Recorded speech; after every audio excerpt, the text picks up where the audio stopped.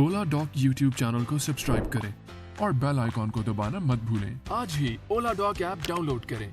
Doctor का appointment आसानी से। अस्सलाम वालेकुम जी, मेरा नाम डॉक्टर फरताश है और मैं college of physician and surgeons Pakistan का फ़ेलो हूँ। मैं बेसिकली एक यूरोलॉजिस्ट हूँ।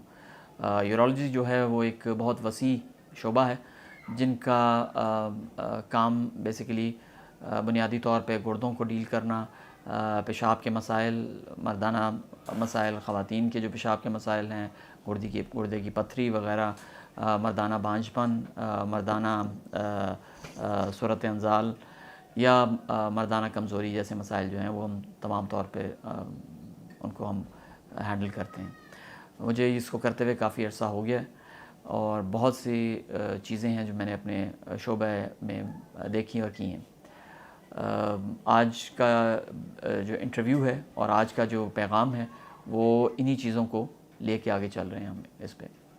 अब हम बात करते हैं एक ऐसे मौजू पे जो आम तौर पे हमारे माशरे में डिस्कस नहीं किया जाता और वो है मर्दाना कमज़ोरी। मर्दाना कमज़ोरी और सूरत अंजाल में फ़र्क है। सूरत अंजाल ये है कि आप जल्दी फ़ारिग हो रहे हैं और मर्दाना कमज़ोरी ये है कि आपको होशियारी नहीं आ रही, कि आपका जो उज़्व है उसमें सख्ती नहीं आती। ये है मर्दाना कमज़ोरी बिलअमूम जिसको हम समझते हैं। हमारे माशरे में इन दोनों को बहुत सा आपस में कंफ्यूज करके पेश किया जाता है, क्योंकि हमारे माशरे में हया का और शर्म का पहलू इतना स्ट्रॉन्ग है कि हम इन चीज़ों को ओपनली डिस्कस नहीं करते, और क्योंकि ओपनली डिस्कस नहीं होती तो आपको पता भी नहीं होता, और जो बेचारा मासूम नौजवान है उसको पता नहीं होता कि मैंने इसको लेके कहाँ जाना है या किससे डिस्कस करना है। और बहुत से हकीमों और क्वैक्स की वो हत्थे चढ़ता है जो इस मुल्क में बहुत से पैसा भी कमा रहे हैं और इसी बेसिस पे। तो एक तो मैं आपको ये बताना चाहता हूँ कि मर्दाना कमज़ोरी बिल्कुल काबिल इलाज है और डिपेंड करता है कि आप किस स्टेज पे हैं। मेरे पास बहुत से ऐसे मरीज़ आते हैं जो बड़ी मुद्दत से ये मसला छुपा के बैठे होते हैं और फिर एक दिन उनको ख्याल आता है कि मैं शादी करने लगा हूँ तो मैं जाके डॉक्टर साहब से मिल लूँ कि क्या मसला है। तो जब आपको ये मसला हो तो आप उसी वक्त तशरीफ़ लाएँ और जो यूरोलॉजिस्ट है या जो डॉक्टर आपके वहाँ पे करीब हैं उनसे खुल के ये बात डिस्कस करें। मर्दाना कमज़ोरी की कई वजूहात हो सकती हैं और ये एक यंग आदमी जब मर्दाना कमज़ोरी होती है तो वो हमारे लिए अलार्म बेल होती है कि उसको कहीं शुगर तो नहीं हो गया या उसको कोई दिल का अर्ज़ा तो नहीं है। ये तमाम चीज़ें जिसमें शुगर भी शामिल है, दिल का अर्ज़ा भी शामिल है, कोई बहुत पुरानी बीमारी है वो भी शामिल हैं। अगर आपको खून की गर्दिश कम है आपकी टांगों में, या अगर आपको आसाबी कमज़ोरी है तो उसमें भी मर्दाना कमज़ोरी हो सकती है। तो मर्दाना कमज़ोरी सिर्फ इस एक चीज़ पे मुनहसर नहीं है, वो बहुत सी बीमारियां हैं जिनको लेके आगे उसकी वजूहात मर्दाना कमज़ोरी। जिस तरह मैंने कहा कि जो मर्दाना कमज़ोरी या इरेक्टाइल डिसफंक्शन या उज़्व का तनाव ना आना वो है, उसमें जो बहुत सी वजूहात हैं उनमें से एक शुगर है और एक दिल की बीमारी भी है। हार्मोन्स हैं जो आपको होशियारी दिलवाते हैं, ख़ास तौर पे सुबह के टाइम पे। बहुत सी और चीज़ें हैं जो मिलकर इरेक्शन या मर्दाना उसको तनाव में लाती हैं। उन सारी चीज़ों को हमें देखना पड़ता है कि ब्लड फ़्लो ठीक है, इनको आसाबी कमज़ोरी तो नहीं है, नर्व्स का कोई प्रॉब्लम तो नहीं है, इनको जो वेन्स हैं जो उससे आ रही हैं उनमें लीकेज तो नहीं है, जो हार्मोन्स होशियारी कर रहे हैं वो उनमें कमी तो नहीं है। तो ये सारी चीज़ें मिलके हमें इवैल्यूएट करना पड़ता है। इनको बड़े साइंटिफिक बुनियादों पे किया जाता है। ये कोई क्वैकरी नहीं है। क्वैकरी का मतलब है ये अतायत के ज़रिए हम इलाज नहीं करते, हमें बाकायदा टेस्ट करवाने पड़ते हैं और हमें फिर देखना पड़ता है कि मरीज़ को क्या दवाई दी जाए। अब जहाँ तक अद्वियात का ताल्लुक़ है और जहाँ तक दवाइयों का ताल्लुक़ है, बहुत सी ज़्यादातर मेजॉरिटी ऑफ इरेक्टाइल डिसफंक्शंस जो हैं या मर्दाना कमज़ोरी वो हम दवाइयों से डील कर सकते हैं। सर्जरी की या ऑपरेशन की बहुत कम ज़रूरत पेश आती है और वो वहाँ होता है जहाँ पे कोई ऐसी चीज़ हो जिसकी वजह से होशियारी नहीं आ रही। फॉर एग्ज़ाम्पल एक बीमारी है जिसको हम पैरोनीज़ डिजीज़ कहते हैं, जिसमें अगर मर्दाना उज़्व के ऊपर एक गुठली या गिल्टी बनी हुई हो तो वो उज़्व को होशियार होने से या सही तरह से खड़ा होने से माने होती है। तो हमें वो भी आगे जाके अगर दवाइयाँ असर ना करें तो फिर हमें सर्जरी करनी पड़ती है उसकी। तो लिहाजा ज़्यादातर कंडीशंस में हम इसको दवाइयों के साथ हैंडल कर सकते हैं। ये काबिल इलाज मर्ज़ है मोस्ट ऑफ द टाइम।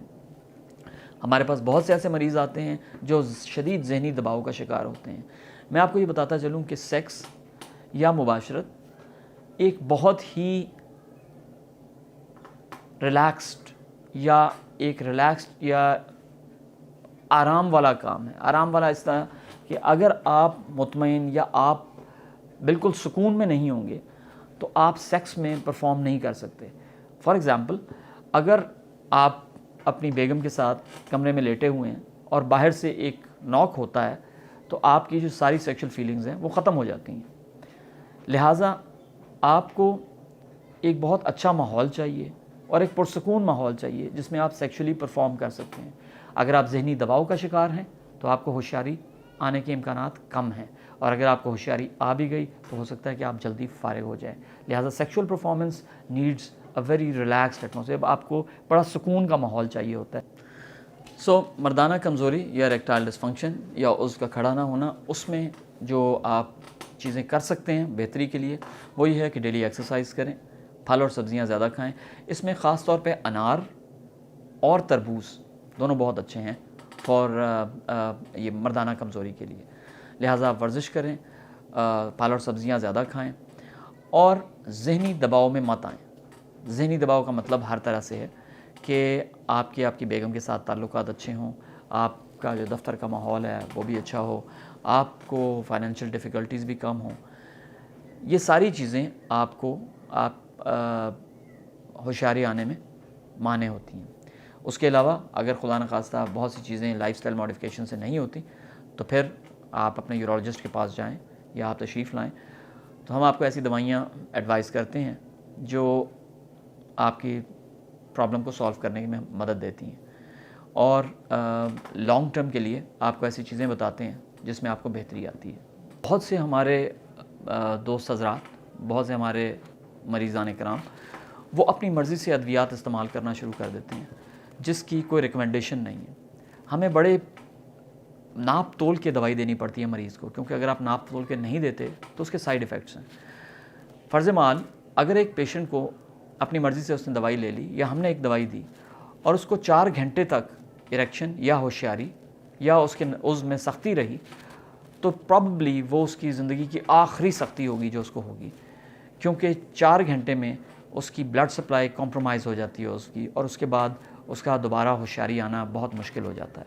تو میرا آپ سے گزارش یہ ہوگی کہ اپنی مرضی سے ادویات مت لیں جب تک آپ کو کوئی ڈاکٹر پرسکرائب نہ کرے اور اس کی رسپانسبلٹی نہ لے.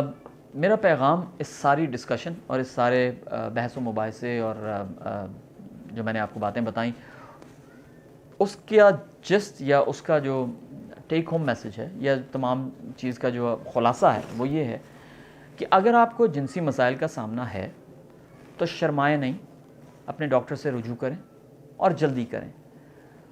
چیزوں کو لٹکانے سے چیزیں بہتر نہیں بگڑتی ہیں.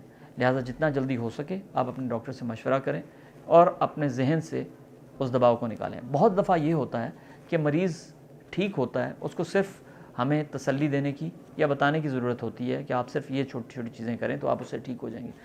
لیکن کیونکہ وہ ڈاکٹر کے پاس نہیں آتا اور کبھی کسی عطائی کے پاس جاتا ہے اور کبھی کسی حکیم کے پاس، تو وہ ذہنی دباؤ سال ہا سال اپنے ساتھ لے کے رہتا ہے جو اس کی جنسی پرفارمنس کو یا جنسی عمل کو بہت زیادہ متاثر کرتی ہیں. تو لہٰذا آپ کو جب کوئی مسائل کا سامنا ہو تو آپ ڈاکٹر سے رجوع کریں. لوگوں کی باتوں میں مت جائیں، خود جا کے ڈاکٹر سے رجوع کریں. دوسری چیز یہ ہے کہ جو جنرل چیزیں ہیں جو آپ کی جنسی زندگی کو بہتر بنا سکتی ہیں یا سیکشول لائف کو بہتر بتا سکتی ہیں، وہ اچھا کھانا ہے، پھل اور سبزیاں ہیں، ورزش ہے اور خوش رہنا ہے. اور اگر آپ کو یہ ویڈیو اچھی لگی ہے، مزید معلومات جاننا چاہتے ہیں تو آپ اولا ڈاک کے چینل کو سبسکرائب کریں. پاکستان کے ٹاپ ڈاکٹرز کے ساتھ اپوائنٹمنٹ بک کریں، وہ بھی پیشنٹ فیڈ بیک دیکھتے ہوئے.